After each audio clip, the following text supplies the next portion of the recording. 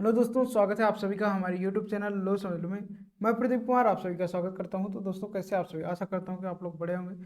वापस से एक नए वीडियो में आप सभी का स्वागत करता हूं। दोस्तों, सोशियोलॉजी की सीरीज को आगे बढ़ाते हुए आज इसी क्रम में हम लोग 9वां चैप्टर पढ़ने वाले हैं। इसके पहले हम लोगों ने 8 पार्ट तक और 8वां चैप्टर तक बिल्कुल अच्छी तरह से कंप्लीट कर लिया है। अगर आपने उन वीडियो को नहीं देखा है तो जाके हमारे चैनल के प्ले लिस्ट से वो सभी वीडियो आप लोग देख लीजिएगा। पहले वीडियो में हमने सिलेबस बताया और बाकी हर चैप्टर एक वीडियो में हम कंप्लीट कर रहे हैं। तो फटाफट उन सभी वीडियो को देख लीजिएगा। और हाँ, जो भी वीडियो आपको ना मिले आप कमेंट में मुझे बता सकते हैं। हर एक वीडियो का पीडीएफ डिस्क्रिप्शन में मिल जाएगा, या फिर हमारा टेलीग्राम चैनल आपने ज्वाइन किया होगा तो वहाँ सभी वीडियो का पीडीएफ आपको एक साथ मिल जाएगा। ओके, देरी न करते हुए चलिए वीडियो की शुरुआत करते हैं। और हमारे चैनल को अभी भी आपने सब्सक्राइब नहीं किया तो सब्सक्राइब कर लीजिएगा। हाँ, वीडियो को पूरा देखने के बाद अगर आपको लगे कि वाकई ये वीडियो काफ़ी अच्छा है तो वीडियो को लाइक कर दीजिएगा, अपने मित्रों के साथ शेयर कर दीजिएगा। तो 9वां चैप्टर काफ़ी इंपॉर्टेंट चैप्टर है, जो कि आपके एग्जाम की दृष्टि से वेरी वेरी इंपॉर्टेंट है। इस बुक का सबसे इंपॉर्टेंट चैप्टर आप कह सकते हैं इसे। नाम है इसका परिवार, फैमिली। क्या है? फैमिली। ओके। और ये उन लोगों के लिए भी इम्पॉर्टेंट है जो पढ़ाई नहीं करते हैं, क्योंकि परिवार के विषय में देखिए, परिवार के विषय में जानना बहुत ही महत्वपूर्ण है भाई साहब। क्योंकि देखिए, पढ़ोगे आप परिवार के विषय में तो वो एक अलग ही नॉलेज होगा। अगर ऐसे ही आप परिवार को समझते हो तो नहीं समझ पाओगे। हर एक चीज़ के लिए अध्ययन बहुत ही जरूरी है। तो आइए हम लोग सबसे पहले आज समझते हैं परिवार को। देखिए, चैप्टर है हमारा, इससे लघु उत्तरीय प्रश्न और दीर्घ उत्तरीय प्रश्न पूछे जाते हैं। ठीक है, तो हम लोग दीर्घ उत्तरीय भी प्रश्न पढ़ेंगे और लघु उत्तरीय प्रश्न पढ़ेंगे, जो आपके एग्जाम के लिए काफ़ी महत्वपूर्ण होंगे। तो देरी न करते हुए आइए हम लोग क्वेश्चन देखते हैं और उसका आंसर जानने की कोशिश करते हैं। ठीक है, तो दीर्घ उत्तरीय के प्रश्नों को हम कुछ देख लेते हैं। जैसे दीर्घ उत्तरीय प्रश्न यहाँ पर लिखा हुआ है। ठीक है, पहला प्रश्न है, परिवार की परिभाषा लिखिए। परिवार की परिभाषा लिखिए, इनके विभिन्न प्रकारों का वर्णन कीजिए तथा इसके कार्यों का उल्लेख कीजिए। यही क्वेश्चन बदल के पूछा जा सकता है इस प्रकार से कि परिवार को परिभाषित कीजिए, इसके विभिन्न प्रकार या कार्यों का वर्णन कीजिए। या फिर ऐसे पूछा जा सकता है ये क्वेश्चन कि परिवार से आप क्या समझते हैं। ठीक है, परिवार के प्रमुख प्रकारों को बताइए। या फिर इस प्रकार से पूछा जा सकता है कि परिवार को परिभाषित कीजिए, इसके प्रकारों का वर्णन कीजिए। ये किसी भी प्रकार से पूछा जा सकता है क्वेश्चन, और आंसर इसका एक ही रहेगा। ठीक है, आंसर सबका एक ही होगा। या फिर ऐसे ये क्वेश्चन पूछा जा सकता है कि परिवार के प्रकारों का वर्णन कीजिए। ओके, सामाजिक संस्था के रूप में परिवार की भूमिका की विवेचना कीजिए। ये 2013 में पूछा गया था, इंपॉर्टेंट है, लखनऊ यूनिवर्सिटी में पूछा गया था। नेक्स्ट है कि परिवार समाज की मूलभूत इकाई है, स्पष्ट कीजिए। परिवार समाज की मूलभूत इकाई है, स्पष्ट कीजिए। पारिवारिक सामाजिक संस्था के रूप में चर्चा कीजिए। अथवा ये क्वेश्चन ऐसे पूछा जा सकता है कि क्या परिवार सार्वभौमिक है? क्या परिवार सार्वभौमिक है? उदाहरण सहित व्याख्या कीजिए। ओके, तो ये क्वेश्चन ऐसे पूछा जा सकता है। चलिए आगे देखते हैं, हम लोग इसके आंसर जानने की कोशिश करते हैं। सबसे पहले हम लोग देखेंगे परिवार का अर्थ एवं परिभाषा। क्या देखेंगे? परिवार का अर्थ एवं परिभाषा। ओके, देखिए, परिवार एक विवाह परिवार एवं विवाह एक दूसरे के परिवारवाची बन गए हैं। परिवार एवं विवाह एक दूसरे के परिवारवाची बन गए हैं। इनका अस्तित्व ही एक दूसरे पर निर्भर करता है। वास्तव में विवाह एक संबंध है ना भाई? परिवार कब बनेगा? परिवार कब बनेगा? जब विवाह होगा, पत्नी होंगे, बच्चे होंगे, तो उसी के साथ दादा दादी, यानी विवाह से ही तो परिवार बनता है। ठीक है, तो इसका अस्तित्व एक दूसरे पर निर्भर करता है। जब तक ये विवाह वाला प्रक्रम नहीं होगा, या कभी तो विवाह हुआ होगा किसी का, तभी तो परिवार बना है। तो मतलब ये एक दूसरे की क्या है? पर्यायवाची, यानी बिना एक दूसरे के संबंधित ये नहीं बन सकते। ठीक है, वास्तव में विवाह एक क्या है? संबंध है, जिसके पश्चात ही परिवार की नींव पड़ती है। पता ही है, परिवार एक समूह है। क्या है? परिवार एक समूह है, संगठन एक समिति है। परिवार और संगठन में बहुत ही अंतर है। ठीक है, परिवार एक समूह है जबकि संगठन एक समिति है। समिति के विषय में इसके पहले वाले वीडियो में हमने अच्छी तरह से डिस्कशन किया था। अगर आपने नहीं देखा है तो जाकर के वो वीडियो जरूर देखिएगा, बहुत ही इंपॉर्टेंट वीडियो है। संस्कृत के सभी स्तरों में, चाहे उन्हें उन्नत कहा जाए या निम्न, किसी न किसी प्रकार का पारिवारिक संगठन अनिवार्यतः पाया जाता है। ओके, देखिए, परिवार को विभिन्न समाजशास्त्रियों ने परिभाषित किया है। जैसा कि पहला है कि परिवार पर्याप्त निश्चित यौन संबंध द्वारा परिभाषित एक ऐसा समूह है जो बच्चों के जनन एवं लालन पालन की व्यवस्था करता है। परिवार पर्याप्त निश्चित यौन संबंध द्वारा परिभाषित एक ऐसा समूह है जो बच्चों के जनन एवं लालन पालन की व्यवस्था करता है। मैकाइवर एवं पेज। ओके, किसने कहा ये? मैकाइवर एवं पेज। अगला है कि परिवार के प्रकार। आइए हम लोग पढ़ते हैं परिवार के प्रकार। इंपॉर्टेंट है, आप लोग ध्यान दीजिएगा। परिवार के प्रकार, ठीक है। परिवार के प्रकार की बात करें तो बहुविवाही परिवार के 5 अन्य उपस्वरूपों को वर्णित किया गया है। इस वर्गीकरण में निम्न आधारों को ग्रहण किया गया है। पहला है संख्या के आधार पर। ओके, पहला संख्या के आधार पर हम लोग परिवार को देखते हैं। देखिए, परिवार के सदस्यों की संख्या के आधार पर परिवार के यह रूप निश्चित किए गए हैं। पहला है केंद्रीय परिवार। संख्या के आधार के हेडिंग के अंतर्गत पहला पॉइंट आता है केंद्रीय परिवार। आइए समझते हैं केंद्रीय परिवार किसे कहते हैं। केंद्रीय परिवार को एक और नाम से जानते हैं हम लोग, जिसे नाभिक परिवार कहते हैं। क्या कहते हैं? नाभिक परिवार। ओके, यह परिवार का सबसे लघु रूप है। नाभिक परिवार परिवार का सबसे लघु रूप है, यानी छोटा रूप है, जो पति पत्नी तथा उसके आश्रित बच्चों से मिलकर बना होता है। ये मतलब केंद्रीय परिवार या नाभिक परिवार क्या है कि फैमिली का सबसे लघु रूप, सबसे छोटा रूप, जिसके अंतर्गत सिर्फ पति पत्नी और उनके अविवाहित बच्चे आते हैं। ठीक है, इसमें अन्य रिश्तेदारों को सम्मिलित नहीं किया जाता। इसमें अन्य रिश्तेदारों को सम्मिलित नहीं किया जा सकता, नहीं किया जाता। इन परिवारों में वयस्क बच्चे अपना पृथक नाभिक परिवार बनाते हैं। मतलब इस तरह के परिवार में जो बच्चे बड़े हो जाते हैं वो अपना एक अलग परिवार या एक अपना नाभिक परिवार या केंद्रीय परिवार बनाते हैं।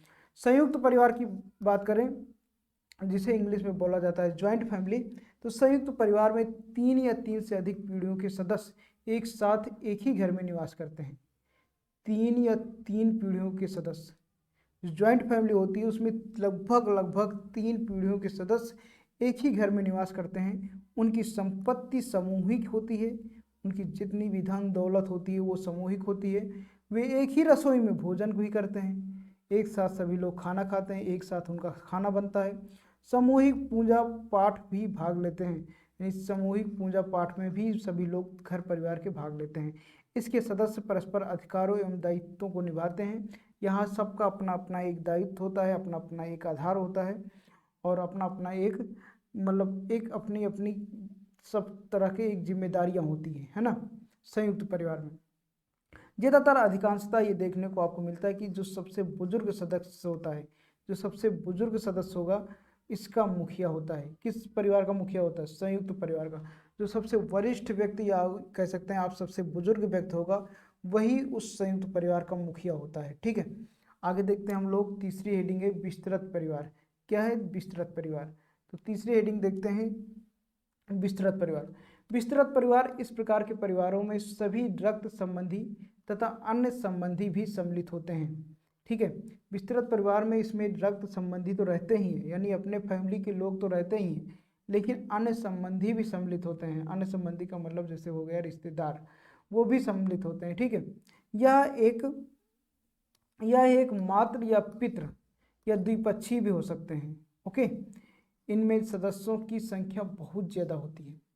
इन सभी सदस्यों का निवास एवं कार्य एक ही होता है। ठीक है, विस्तृत परिवार हो गया। विस्तृत परिवार को हम लोग क्या कह सकते हैं? संयुक्त परिवार भी कह सकते हैं। ठीक है, दूसरा है निवास के आधार पर।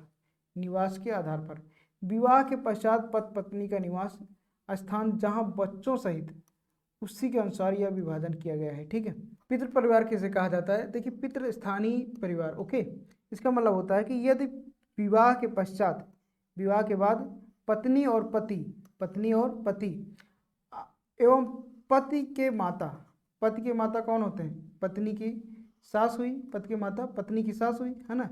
एवं पिता क्या हुए? ससुर हुए, के साथ रहने लगती है। यानी जो पति पत्नी होते हैं ये अपने सास ससुर के साथ रहने लगते हैं। पत्नी बहू अपने सास ससुर के साथ रहने लगती है तो उसे पितृ स्थानीय परिवार कहते हैं। ठीक है, याद रखिएगा। भारतीय समाज में इसी परिवार की प्रथा पाई जाती है। अधिकांश आपने देखा होगा कि बहुएं अपने सास ससुर के साथ रहते हैं। ये प्रथा ज़्यादातर भारत में ही पाई जाती है। दूसरा है कि मातृ स्थानीय परिवार। इसके अंतर्गत सेम पितृ का उल्टा होता है, पितृ स्थानीय परिवार का उल्टा होता है। पितृ स्थानीय परिवार में ठीक विपरीत है। ठीक है, पितृ स्थानीय परिवार के ये ठीक विपरीत है। इस परिवार की स्थिति, इसमें विवाह के पश्चात पति क्या करता है, अपनी पत्नी एवं उसके माता पिता यानी पति के सास ससुर, पति के सास ससुर, अभी पत्नी अपने सास ससुर के साथ रहती थी तो उसे पितृ परिवार हम लोग कहते थे। अब क्या है कि पति अपने सास ससुर के साथ रहता है तो उसे हम लोग मातृ परिवार के कहते हैं। क्या? मातृ परिवार के। माता पिता के निवास स्थान पर रहने लगता है तो उसे मातृ स्थानीय परिवार कहते हैं। आई होप कि आप समझ गए होंगे। चलिए आगे देखते हैं। नव स्थानीय परिवार। ओके, नव स्थानीय परिवार का मतलब होता है जब परिवार में पति पत्नी विवाह के पश्चात किसी पक्ष में ना रह करके स्वतंत्र परिवार बनाकर रहते हैं तो उसे नव स्थानीय परिवार कहते हैं। यानी जो पति पत्नी होते हैं वो विवाह के पश्चात अपने परिवार में ना रह करके एक नया घर बनाते हैं या फिर एक नई जगह रहते हैं तो उसे क्या कहते हैं, स्वतंत्र परिवार या फिर नव स्थानीय परिवार कहते हैं। ठीक है, अगला आता है चौथा नंबर, मातृ पितृ स्थानीय परिवार। मातृ पितृ स्थानीय परिवार किसे कहते हैं? कई परिवार विवाह के पश्चात दंपति को किसी भी पक्ष में रहने की स्वतंत्रता प्रदान करते हैं, है ना। कई परिवार विवाह के पश्चात दंपति को किसी भी पक्ष में रहने की स्वतंत्रता प्रदान करते हैं, उन परिवारों को मातृ पितृ स्थानीय परिवार कहते हैं। यानी जब विवाह हो जाता है तो वो लोग कहते हैं कि आप किसी भी तरफ रह लीजिए अपने सास ससुर को, तो उससे क्या बोला जाता है, मातृ पितृ स्थानीय परिवार। ठीक है, पांचवा आता है कि मातुल स्थानीय परिवार। मातुल स्थानीय परिवार मतलब इसमें विवाह के पश्चात दंपति, जो विवाह के पश्चात दंपति पति की माँ के भाई, पति की माँ के भाई यानी मामा के परिवार के साथ रहने चला जाता है ना। जो बच्चे आपने देखे होंगे कि ज़्यादातर मामा मामी के यहाँ रहते हैं, नाना नानी के यहाँ रहने चला जाता है। तो यह प्रथा जो है ट्रोवियांडा द्वीप समूह में या द्वीपवासियों में ज़्यादा पाई जाती है। ओके, तो ट्रोवियांडा एक है देश जहाँ वहाँ पर ज़्यादा पाई जाती है ऐसे परिवार की प्रथा। ओके, छठा है कि द्विस्थानीय परिवार। इन परिवारों में विवाह के पश्चात भी पति अपने अपने परिवारों में रहते हैं। इन परिवारों में विवाह के पश्चात भी पति अपने अपने परिवारों में रहते हैं। ठीक है, पति रात्रि में पत्नी के परिवार में चला जाता है तथा दिन में वह अपने परिवार में रहता है। अच्छा, मतलब द्विस्थानीय परिवार में यह होता है कि इसमें भी पति पत्नी अपने अपने परिवार में रहते हैं, यानी पत्नी जो है अपने नैहरे में रहते और पति जो है अपने घर में रहते हैं ना, यानी ससुराल वाला कौनो सिस्टम नहीं ना। लेकिन होत का है कि एमा जब पति होते वह शाम का अपने पत्नी के यहाँ चला जाता है ना। तो ये परिवार को क्या कहते हैं, द्विस्थानीय परिवार कहते हैं। और ऐसा परिवार जो है यह लक्षद्वीप केरल में देखे ज़्यादा मिला था। आगे है पारिवारिक नियंत्रण को आधार मानकर इन परिवारों का वर्गीकरण हुआ। पारिवारिक नियंत्रण को आधार मानकर इन परिवारों का वर्गीकरण हुआ। पहला, पितृसत्तात्मक परिवार। ऐसे परिवारों में पिता का नियंत्रण होता है। पितृसत्तात्मक परिवार ऐसे परिवारों में भैया पिता का नियंत्रण होता है, यानी जहाँ पिता का बोलबाला होता है उसे क्या बोला जाता है, पितृसत्तात्मक परिवार। सत्ता परिवार के पुरुष के हाथ में होती है, यानी सारे कार्य जो भी होते हैं वो पुरुष के हाथ में होते हैं। ओके, वो पुरुष में के कौन, ज़्यादातर पिता के ही हाथ में होते हैं। सेम उसी के अपोजिट या उसी के विपरीत आप कह सकते हैं मातृ सत्तात्मक परिवार। क्या? मातृ सत्तात्मक परिवार। दूसरी हेडिंग है हमारी मातृ सत्तात्मक परिवार। ओके, ऐसे परिवारों में माता का नियंत्रण होता है। किसका? माता का नियंत्रण होता है। पितृ सत्तात्मक परिवार के विपरीत होते हैं तथा परिवार की सत्ता स्त्री के हाथ में होती है। ठीक है, पितृ में पिता के हाथ में या पुरुष के हाथ में, मातृ में माता के हाथ में या स्त्री के हाथ में। ठीक है, नेक्स्ट आता है चौथा पॉइंट, अधिकार के आधार पर। अधिकार के आधार पर। ठीक है, परिवार के आधार पर उत्तराधिकारी वर्गीकरण निम्न है। पहला है पितृमार्गी परिवार। पितृमार्गी परिवार ऐसे परिवार में उत्तराधिकार के नियम पितृपक्ष के आधार पर तय किए जाते हैं, जहाँ पितृमार्गी यानी पिता का मार्ग दिखाया जाता है, पिता द्वारा मार्ग दिखाया जाता है, यानी जो भी चीज़ें होती हैं उसको पिता के या बड़े लोगों के आधार पर तय किए जाते हैं। ठीक है, अब मातृमार्गी परिवार ऐसे परिवार से उसी का उल्टा, ऐसे परिवार जिनमें उत्तराधिकारी के नियम मातृ पक्ष के आधार पर तय किया जाता है, यानी वहाँ निर्णय जो लेती है माता और यहाँ निर्णय जो लेती हैं पिता लेते हैं। ओके, पांचवा है कि वंश नाम के आधार पर। परिवार के वंश नाम के आधार पर वर्गीकरण। परिवार के वंश नाम के आधार पर वर्गीकरण। ओके, निम्न प्रकार है। पितृवंशीय परिवार। वह परिवार जिसमें वंश परंपरा पिता के नाम से चलती है, जिसमें वंश परंपरा पिता के नाम से चलती है, पुत्रों को पिता के वंश के नाम से प्राप्त होता है ना, पितरों को पिता का वंश नाम प्राप्त होता है।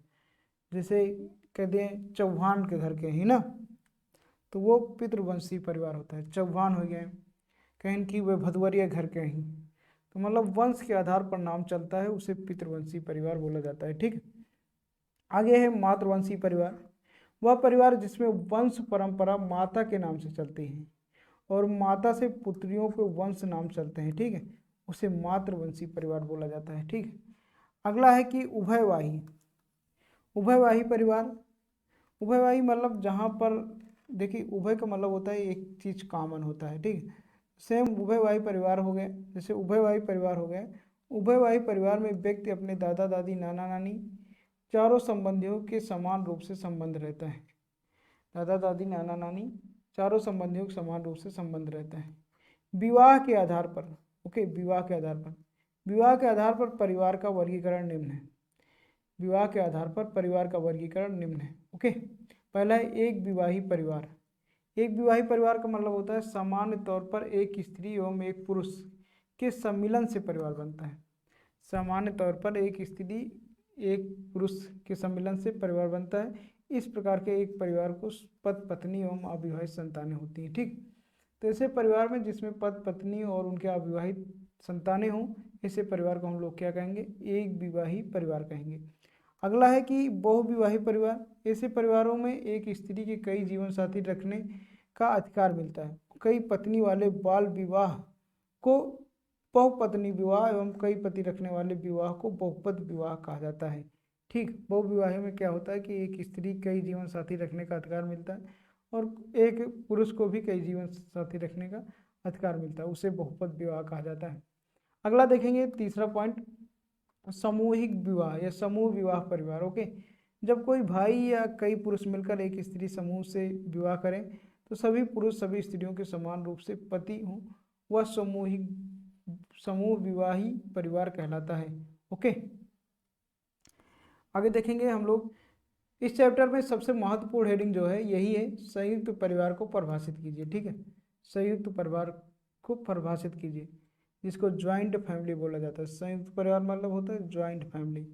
सबसे इम्पॉर्टेंट क्वेश्चन यही है और लगता है यही पूछा ही जाएगा। ओके, और लगभग हर बार यही पूछा जाता है। वे परिवार संयुक्त परिवार कहलाते हैं जिन परिवारों में 3 या 3 से अधिक पीढ़ियों के सदस्य अन्य रक्त संबंधी व्यक्ति एक साथ रहते हैं।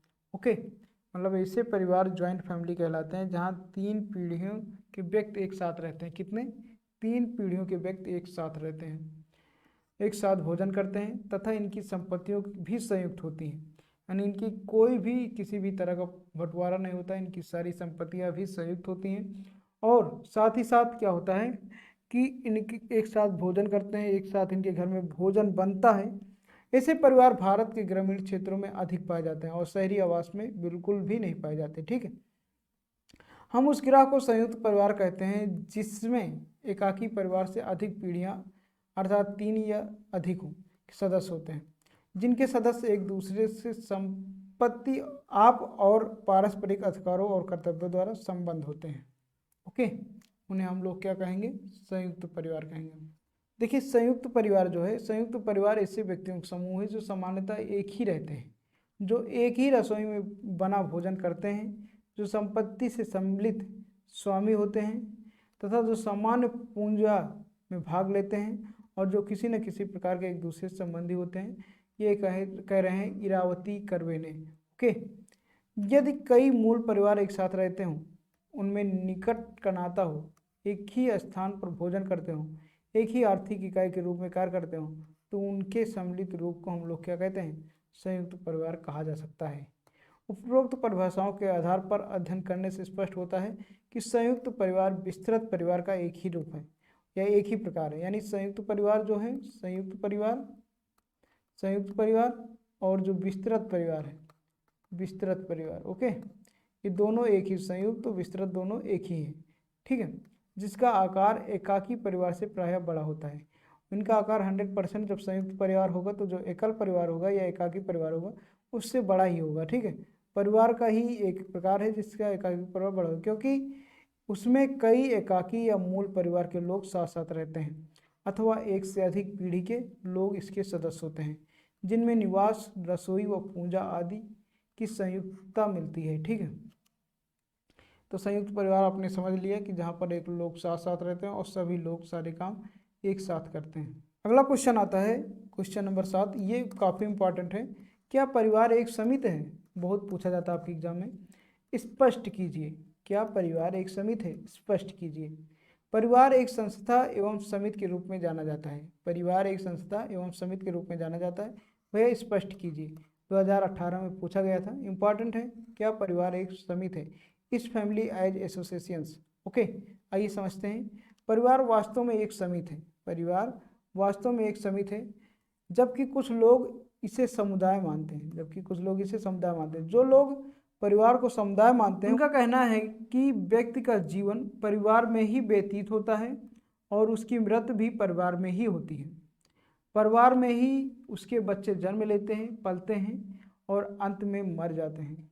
लेकिन यह बात किसी आदिकालीन परिवार के लिए तो सत्य हो सकती है, आधुनिक परिवार के लिए नहीं। ठीक है, आधुनिक परिवार क्योंकि एकल परिवार बनते जा रहे हैं तो उसके लिए तो सत्य नहीं हो सकती, बल्कि जो पुराने परिवार हैं, आदिकाल के परिवार हैं, उनके लिए ये सत्य हो सकती है।